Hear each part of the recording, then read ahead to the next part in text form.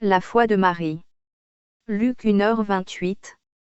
Et l'ange étant entré dans le lieu où elle était, lui dit, « Je te salue, ô toi qui es reçue en grâce, le Seigneur est avec toi, tu es bénie entre les femmes. » 29. Et quand elle l'eut vu, elle fut fort troublée à cause de ces paroles, et elle considérait en elle-même quelle était cette salutation. 30. Et l'ange lui dit, « Marie, ne crains point, car tu as trouvé grâce devant Dieu. 31. Et voici, tu concevras en ton ventre, et tu enfanteras un fils, et tu appelleras son nom Jésus. 32. Il sera grand, et sera appelé le Fils du Souverain, et le Seigneur Dieu lui donnera le trône de David son père. 33. Et il régnera sur la maison de Jacob éternellement, et il n'y aura point de fin à son règne.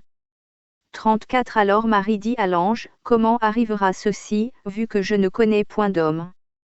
35. Et l'ange répondant lui dit, « Le Saint-Esprit surviendra en toi, et la vertu du souverain t'énombrera, c'est pourquoi ce qui naîtra de toi saint, sera appelé le Fils de Dieu. » 36. Et voici, Élisabeth, ta cousine, a aussi conçu un fils en sa vieillesse, et c'est ici le 6e mois de la grossesse de celle qui était appelée stérile. 37. Car rien ne sera impossible à Dieu. 38. Et Marie dit, « Voici la servante du Seigneur, qu'il me soit fait selon ta parole. » Et l'ange se retira d'avec elle.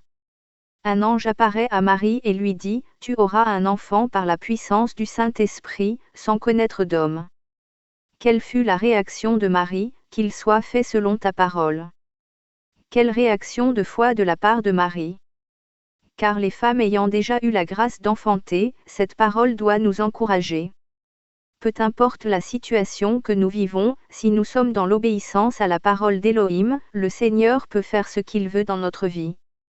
Parfois, le Seigneur peut nous faire vivre des choses invraisemblables pour les hommes, dénuées de toute logique humaine, mais nous sommes dans les plans de Dieu. Dans ce passage, l'ange a annoncé à Marie une chose dénuée de toute logique humaine.